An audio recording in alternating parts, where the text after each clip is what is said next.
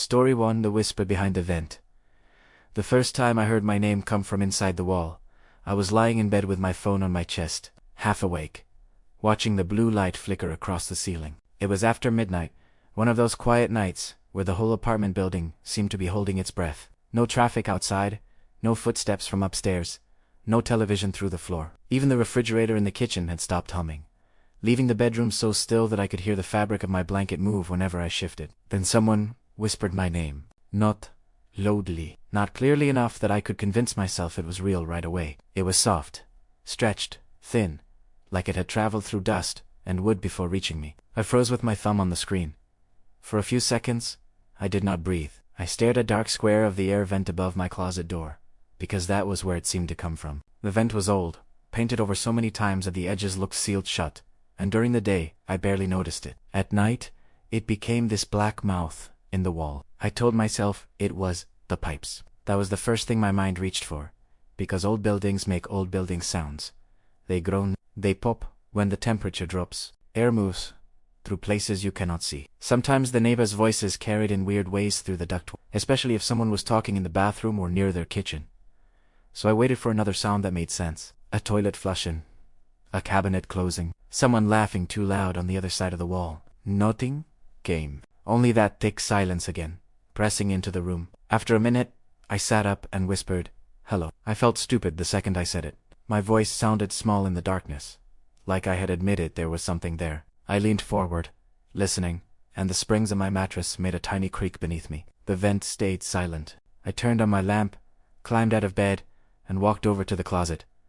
The floor was cold under my feet. I stood close enough to see dust gathered between the metal slats. There was no draft coming through it, no faint smell from another apartment. Nothing except my own reflection, barely visible in the metal. I almost laughed then, not because it was funny, but because I needed some way to push the fear down. It was stress. It was lack of sleep. It was my brain grabbing a familiar word from random noise and shaping it into my name. That explanation worked until the next night. I had been brushing my teeth when it happened again. This time, I was not in bed, not half asleep, not staring at a screen. I was standing in the doorway between the bathroom and bedroom, foam still in my mouth, when the whisper slid out from behind the wall near the vent. My name, same softness, same slow pull at the end. I stopped brushing. The electric toothbrush kept buzzing in my hand, and I shut it off so fast, toothpaste hit my wrist. I stared at the vent, waiting for whatever came after. But like before, the room went quiet. I stepped closer. The second my foot touched the bedroom carpet, something behind the wall shifted. Not a knock, not a scrape, more like clothing brushing against wood. Then, silence again. The apartment that never felt quiet. I moved into that apartment 2 months after my girlfriend left. The breakup itself was not dramatic. No screaming, no cheating, no shattered plates on the kitchen floor. It was worse in a quieter way. We had slowly stopped talking to each other, slowly stopped laughing, slowly stopped pretending we were still happy. By the time she packed her things and drove away, the relationship already felt dead. The apartment we shared after that felt unbearable. So I found the cheapest place I could afford and moved across town. The building was old enough that the hallway always smelled faintly like dust and wet wood. The carpets were uneven. The elevator shook every time it reached the third floor. But the rent was low, the neighborhood looked safe, and after sleeping on a friend's couch for 3 weeks, I honestly did not care. I just wanted somewhere quiet. At first, the apartment almost felt comforting. The bedroom window faced the alley behind the building, where nothing really happened except stray cats knocking over trash cans at night. Most evenings I would microwave something cheap, watch videos in bed, and fall asleep with the television still glowing across the room. But after the second week, I started noticing sounds that did not fit. Usually they came late at night, after the building settled down. A faint scratching somewhere inside the walls near the closet. Not loud enough to panic me, just soft, irregular little movements that sounded like fingernails brushing drywall. The landlord certainly acted like it was normal when I mentioned it. He barely looked up from his clipboard while I talked. "Old pipes. Old walls," he said. "Building makes noise." I remember almost correcting him, because scratching and pipes sounded nothing alike, but I was too tired to argue. Besides, the noises were still easy to ignore during the day. Sunlight made everything feel explainable. Night was different. At night, the apartment felt like it was listening. I started keeping the television on longer, because the silence bothered me. Every time the room became too quiet, I would notice tiny sounds hiding underneath it, slow creaks inside the wall, soft tapping near the vent above the closet. Once, around 2 in the morning, I woke up certain I had heard somebody exhale through the metal grating. Not a voice. Just breathing. Slow and steady, like someone trying not to be heard. I sat upright in bed and listened so hard my ears hurt. For a while, I heard nothing except my own heartbeat. Then the sound came again. A long inhale, a quiet breath back out. I got out of bed immediately and walked toward the vent. The breathing stopped before I reached it. That was the first moment I felt afraid in that apartment. Not terrified. Not fully convinced something was wrong. Just deeply uncomfortable in a way I could not explain. I remember standing there in the dark, staring at the vent while cold air moved across my arms. I told myself it had to be airflow. Maybe another tenant had a fan running somewhere. Maybe the ductwork carried sound strangely through the walls. There was always a reasonable explanation if I forced myself to look hard enough for one. Then the phone calls started. Most nights after work, I would call my older brother. We talked about normal things. Sometimes he joked that I sounded less stressed living alone. One night, I was telling him about a customer at work who kept repeating the phrase, "People are weird." My brother laughed and said, "That should be your apartment slogan." A few seconds later, from somewhere behind the bedroom wall, a voice whispered the same words back to me, "People are weird." I stopped talking immediately. My brother kept speaking before noticing. "Hello?" I could barely answer him. The voice inside the wall had sounded low and breathy, almost too soft to understand, but it had repeated the exact sentence from my call. The exact words. And for the first time since moving there, I started wondering if someone else could hear it too. Through the vent at night. I put my ear to the wall. After the voice repeated the words from my phone call, I stopped sleeping normally. Every sound in the apartment started feeling personal. Before that night, the scratching inside the walls had only been unsettling because I could not explain it. Now it felt directed at me somehow, like something inside the apartment had started paying attention. For 3 nights, I barely stayed there. I worked late on purpose, wandered through grocery stores I did not need to visit, sat in my car, scrolling through my phone, until exhaustion finally pushed me upstairs. Every time I unlocked the apartment door, I expected to hear something waiting for me on the other side. But the place always looked normal. The kitchen light still flickered near the sink. The old refrigerator still rattled every few minutes. Nothing was moved.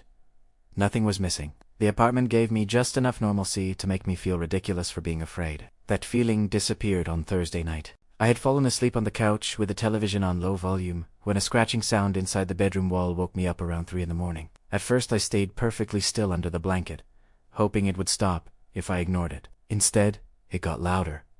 Not violent scratching, slow scratching, careful scratching, like somebody dragging their fingertips along the inside of the wall. I muted the television and listened. The sound came from the bedroom near the vent again, followed by something else I had never heard before. Whispering, very faint. Too quiet to understand. I stood up before I could talk myself out of it.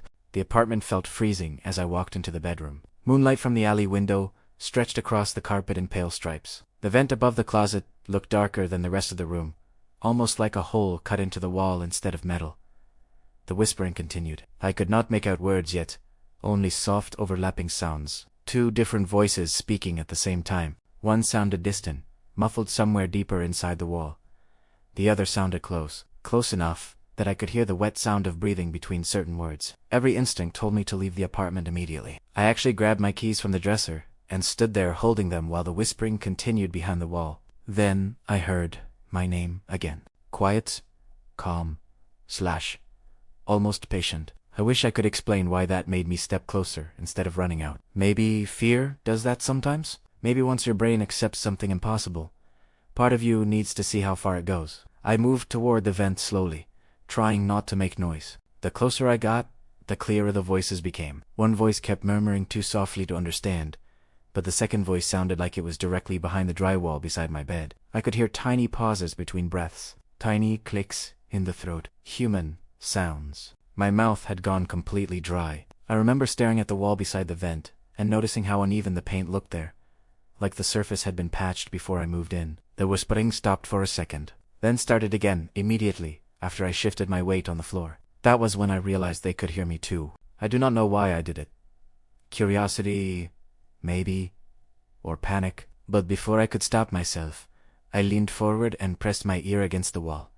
The drywall felt cold. For a few seconds, All I heard was a low, rustling sound somewhere inside the narrow space beyond it. Then the distant voice whispered something, too muffled to understand. The closer voice answered right beside my ear, not through the vent, not across the room, directly behind the wall where my face was pressed. The voice sounded male, soft, careful, and unbelievably close. I stopped breathing. The two voices suddenly went silent together, as if they realized I was listening. The entire apartment became completely still. No scratching, no whispering, no sound from the pipes or hallway outside, just silence. I felt something touch the other side of the wall after that.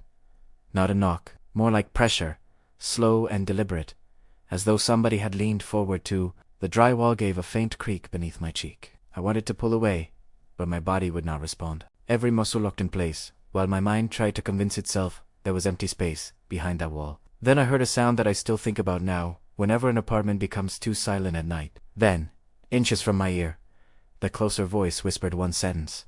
The maintenance door. I did not sleep at all after the voice told me not to move. The second I managed to pull away from the wall, I grabbed my keys and left the apartment without even putting shoes on properly. I sat inside my car until sunrise, with the doors locked, replaying the sound of that whisper over and over in my head. By morning, exhaustion started making the whole thing feel unreal again. That was the problem with the apartment. Every terrifying thing that happened there sounded impossible once daylight came. Sitting in my car with sunlight pouring through the windshield, it became easier to convince myself I had imagined parts of it. Maybe I had fallen asleep on the couch and dreamed the voices. Maybe stress and isolation were starting to affect me more than I realized. But I could not explain the sentence. I knew what I had heard. Around noon, I went straight to the landlord's office downstairs. He looked annoyed before I even spoke, like tenants only existed to interrupt his day. I told him there were voices inside the walls near my bedroom.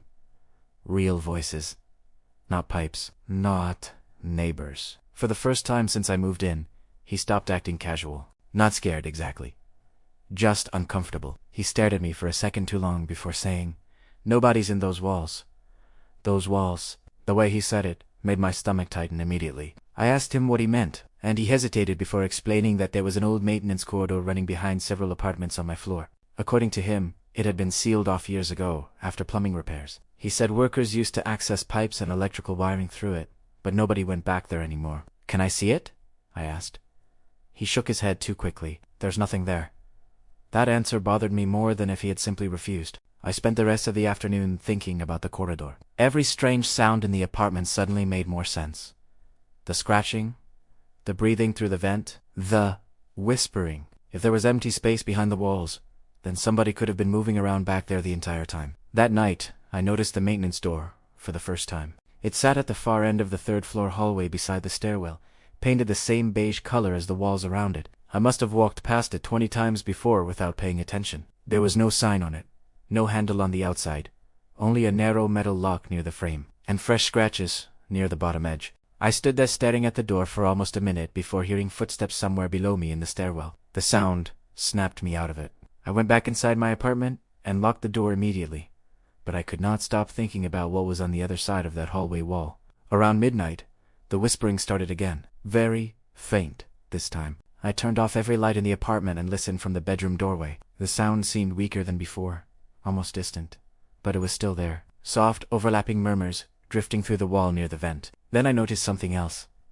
Cigarette smoke. Not strong, just enough to catch in the back of my throat. Nobody in the surrounding apartments smoked. I would have noticed before, but now the smell drifted through the bedroom in thin waves, coming from somewhere behind the wall itself. That was enough for me. I grabbed a flashlight from the kitchen drawer and went back into the hallway. The building was silent, except for the buzzing fluorescent light near the elevator. I walked straight to the maintenance door and pressed my ear against it. Nothing. Then, very softly, I heard movement inside, a slow scrape against concrete. My hands started shaking so badly I nearly dropped the flashlight. I should have gone downstairs. I should have called the police right then. Instead, I looked down and realized the lock had not fully closed. The door opened less than an inch when I pushed it. A stale wave of dusty air rolled out immediately, mixed with cigarette smoke and something damp underneath it. I pulled the flashlight from my pocket and stepped inside.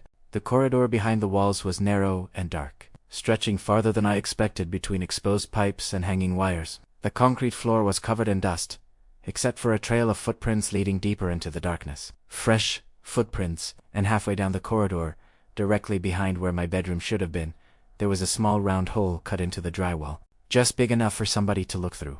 Story 2. My brother heard it till my parents left town in the middle of October for their anniversary trip. They had planned it for months.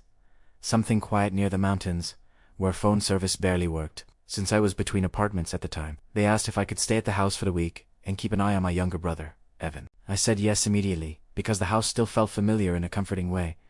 I grew up there. Every hallway, every loose floorboard, every sound the pipes made at night was something my brain already understood. After dealing with noisy apartments and strange neighbors for years, spending a week back home actually sounded relaxing. The first 2 nights were completely normal. Evan spent most evenings playing games in his room while I watched television downstairs. The house settled into silence around midnight, the same way it always had when we were kids. Old wood creaked occasionally. The refrigerator hummed in the kitchen. Wind brushed softly against the trees outside. Nothing felt wrong. The third night changed that. I was in the kitchen washing dishes when Evan walked in, looking unusually tired. He leaned against the counter quietly for a second before asking me something that made me laugh at first. "Can you hear people talking in my room at night?" I remember smiling automatically because I thought he was joking. "What peep?" "I don't know," he said. "Inside the wall." The way he answered bothered me immediately because he sounded embarrassed, not playful. Evan was 15 at the time, too old for ghost stories and too stubborn to scare easily. He hated admitting when something bothered him. I dried my hands and asked what he meant. He explained that for the past couple nights he had been waking up around 2 or 3 in the morning because he kept hearing whispering near the wall beside his bed. He said the voices were too quiet to understand clearly, but sometimes it sounded like more than one person talking. I asked why he had not mentioned it sooner.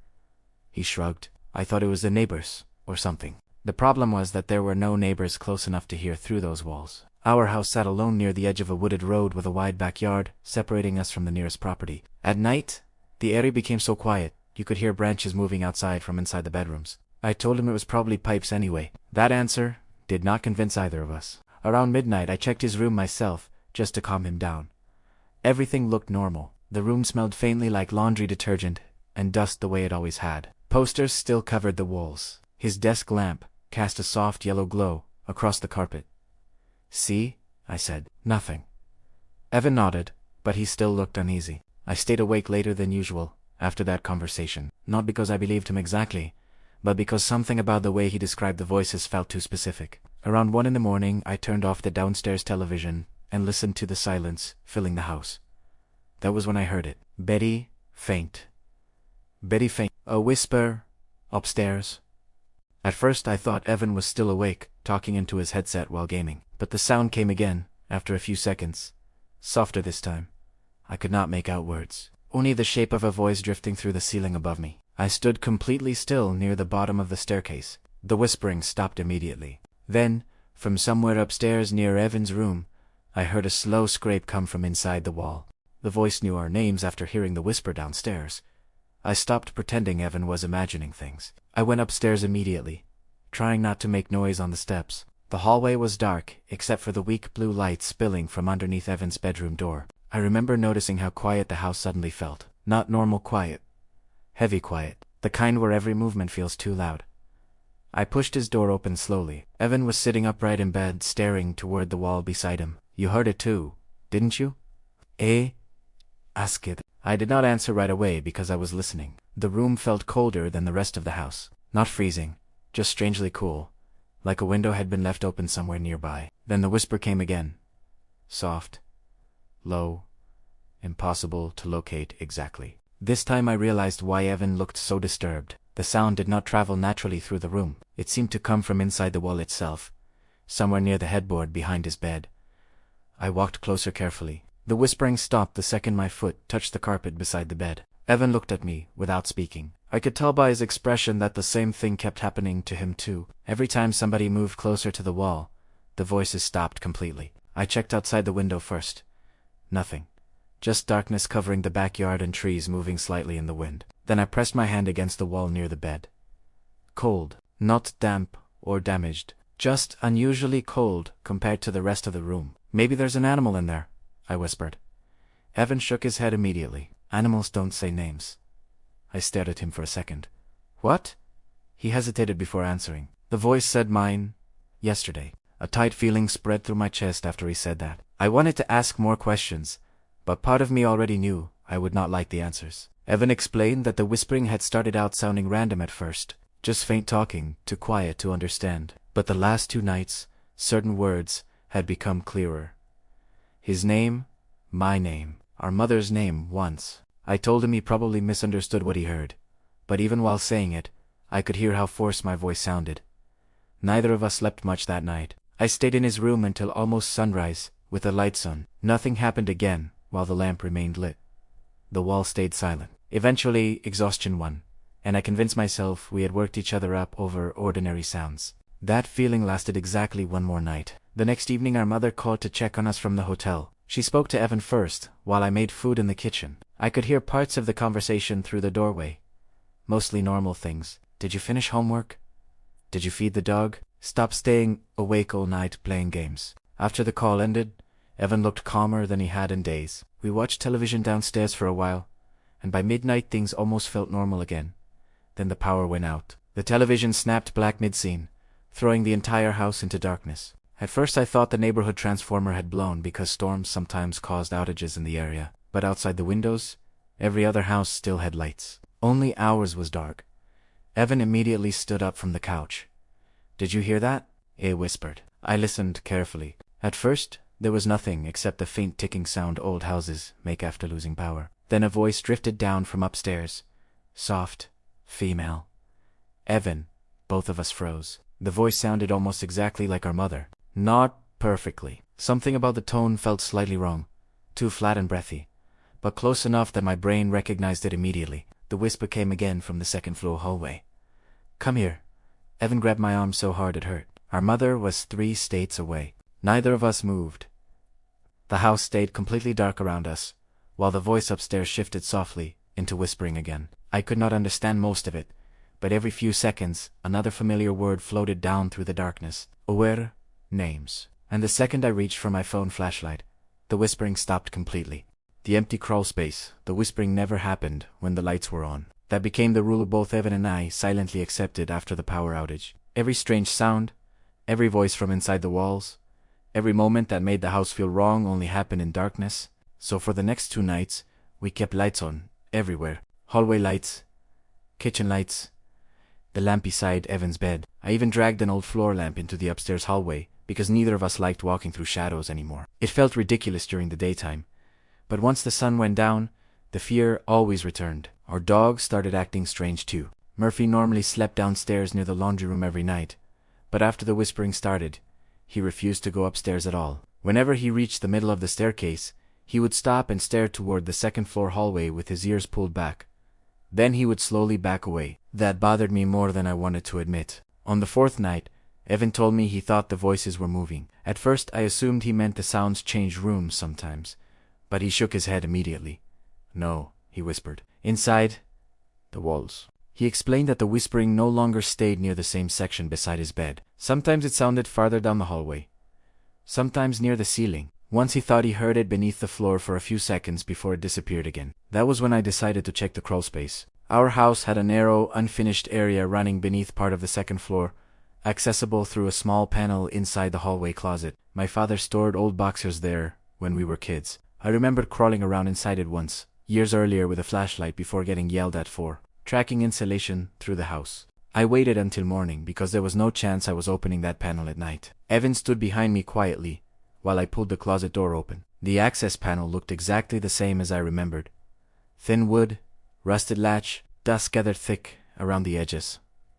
Nothing looked disturbed. I told myself that was a good sign. The second I opened it, cold stale air drifted out from the darkness beyond. I pointed my flashlight inside first before climbing down carefully. The space smelled like old wood and insulation baking in heat for years. Low beams stretched across the ceiling above me, forcing me to crouch while moving forward. At first, everything looked completely normal. Storage boxers covered in dust, spiderwebs hanging between pipes, old Christmas decorations shoved against the far wall. My flashlight beam shook slightly in my hand while I checked each corner anyway. Nothing moved. No hidden person, no animal nest. No explanation for the voices. I almost felt relieved. Then my flashlight passed over the dust near the center of the crawl space floor. Footprints, not clear enough to identify exactly, but fresh enough that sections of gray dust had been smeared aside recently. I crouched lower, immediately. Some of the marks looked too small to be adult footprints. Evan noticed them too, from the opening above me. "What is that?" I did not answer. My stomach had started tightening again because the rest of the crawl space remained untouched. Dust covered everything evenly except those disturbed marks leading toward the far side wall. I followed them slowly with the flashlight. Near the corner, old pink insulation had been pulled away from the drywall in rough, uneven strips, exposing the wood underneath. It looked recent, cleaner than the surrounding area. Then I saw the handprint.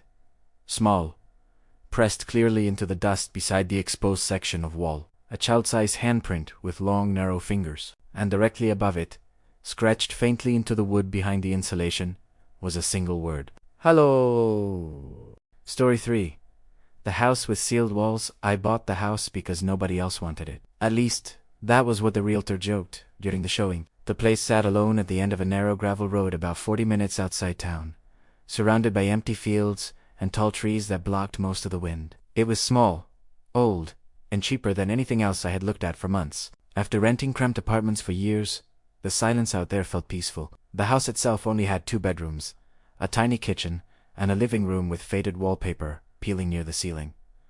Nothing about it looked dangerous, just neglected. The floors creaked constantly, and the plumbing made loud knocking sounds whenever the shower ran too long. Still, I loved it immediately. The previous owner had died the year before, and according to the realtor, the family wanted the property sold quickly. During the walkthrough, she mentioned one strange detail, almost casually, while unlocking the back bedroom. "Just so you know," she said, "the wall on this side was sealed years ago because of water damage." I remember looking toward the far end of the room where the wallpaper changed slightly, near one corner. The patchwork there looked newer than the surrounding wall, like repairs had been done decades earlier and simply painted over. "What was behind it?" I asked.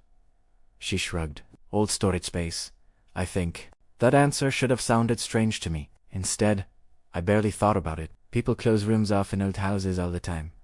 Mold, leaks, structural problems. Once you own an older place, you stop expecting every wall to make sense. I moved in 3 weeks later. The first few nights were quiet enough that I slept better than I had in years. No traffic outside, no neighbors slamming doors at midnight, just insects humming beyond the windows and tree branches scraping softly across the roof when the wind picked up. Then the whispering started. The first time I heard it, I honestly believed the television was still on somewhere. I woke up around 2 in the morning because of a faint murmuring sound drifting through the hallway outside my bedroom. Half asleep, I walked into the living room expecting to find the TV playing quietly. The house was dark. The whispering continued anyway. Very soft. Rhythmic. Like somebody talking in their sleep behind a closed door. I stood in the hallway listening carefully until I realized where the sound came from. The sealed room, more specifically, the repaired wall inside it. The whispering stopped the second I stepped through the doorway. I remember standing there barefoot on the cold floor staring at the patched section of wall while moonlight spilled through the dusty window behind me. The room smelled stale compared to the rest of the house.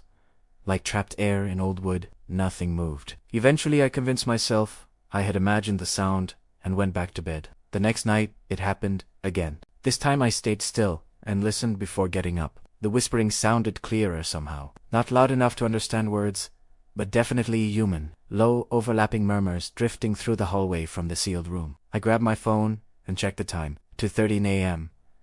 The whispering continued for almost a full minute before stopping abruptly. The strange part was how normal it sounded. Not ghostly, not dramatic, just casual whispering, like somebody nearby was having a quiet conversation they did not want overheard. That feeling scared me more than anything, because lying there in the dark, listening to those voices behind a wall, sealed years before I moved in, I could not stop thinking one specific thought. It sounded like somebody still lived there. What was behind the drywall for the next 3 days? I avoided going into the sealed room completely. I kept the door shut and told myself the whispering had to be some strange acoustic effect from the pipes beneath the house. Older homes carry sound in ways that make no sense sometimes. A television from another room can seem inches away through a vent. Water moving through narrow pipes can almost resemble voices if you listen too long at night. But deep down, I knew that explanation was falling apart, because every night, at exactly the same time, the whispering returned. Always after 2 in the morning. Always from inside that wall. And every time I stepped into the room, the voices stopped immediately. By the 4th night, curiosity had started overpowering fear. I wish it had not. The next morning I drove into town and bought a small drywall saw from a hardware store. I told the cashier I was repairing water damage near a bathroom ceiling. Even saying the lie out loud made me feel embarrassed. Like part of me already understood how insane the real explanation sounded. Back at the house, I stood inside the sealed room for almost 10 minutes before finally touching the wall. The repaired section looked older up close, uneven paint. Slight discoloration near the edges. When I knocked against it gently, part of the wall sounded hollow compared to the surrounding drywall. That was enough for me to start cutting. The sound of the saw tearing through drywall echoed loudly through the empty house. Dust drifted down onto my shoes while I worked carefully, cutting out a square section near the center of the repaired area. The second the drywall piece loosened, cold air spilled through the opening. Not normal cool air. Air that smelled stale and trapped. I pulled the section away slowly and aimed my flashlight inside. There was empty space behind the wall, a narrow hidden area stretching farther than I expected between old wooden beams. At first I only saw darkness and exposed insulation. Then the flashlight beam moved lower. Blankets, old dirty blankets piled against the floor. Beside them sat crushed food wrappers, empty plastic bottles, and what looked like candle wax melted onto the wood beneath it. My stomach tightened immediately, because the space did not look abandoned. It looked oosh. I climbed closer to the opening and shined the flashlight deeper inside. The wooden beams farther back were covered in long scratch marks carved unevenly into the surface. Dozens of them, some deep enough to expose fresh pale wood underneath. The air inside smelled awful now that the wall was open. Sweat, dust, something rotten underneath it all. Then I noticed the mattress. A thin stained mattress, pushed deeper into the darkness, where my flashlight barely reached. I remember backing away instinctively after seeing it because my brain finally accepted what I had been refusing to admit since moving into the house. Somebody had been living inside the wall. Right as that thought crossed my mind, something shifted deeper inside the hidden space. Very soft, like fabric brushing against wood. I froze immediately. The flashlight trembled in my hand while I stared into the darkness beyond the mattress. For a few seconds, nothing moved again. The entire house became completely silent around me. Then, from somewhere deeper inside the wall, a voice whispered quietly, "Put it back." I still hear it sometimes. The police searched the house that same night. They checked the hidden space, photographed the mattress, and pulled apart sections of the wall looking for anyone hiding inside. They found nothing. No fingerprints. No clothes besides the blankets. No sign that anyone had been living there recently. The landlord from the apartment building denied knowing about the corridor. Evan and I told our parents everything, but they insisted the house never had problems before. The seller of the rural house claimed the sealed room had stayed untouched for decades. Still, none of us completely forgot the voices. Even now, years later, I still catch myself listening too carefully whenever a room becomes quiet. Sometimes I wake up in the middle of the night, convinced I heard whispering through a vent or behind a wall. And the worst part is the thought that never fully leaves me. Maybe the whispering was never coming from inside the walls. Maybe somebody was already in there, listening to us first. And sometimes before falling asleep I remember how every voice stopped whenever we moved closer, as if whatever hid there whispered when it knew we would hear it.